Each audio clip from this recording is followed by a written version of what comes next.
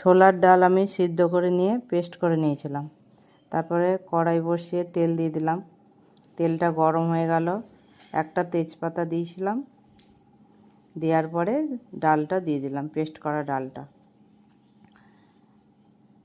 দেওয়ার পরে নাড়াচাড়া করা শুরু করলাম। কিছুক্ষণ নাড়তে হবে। নাড়ার পরে চিনি অ্যাড করলাম। চিনিটা পরিমাণ মতন দিতে হবে, যে যেমন মিষ্টি খায় ওই রকমই দিতে হবে।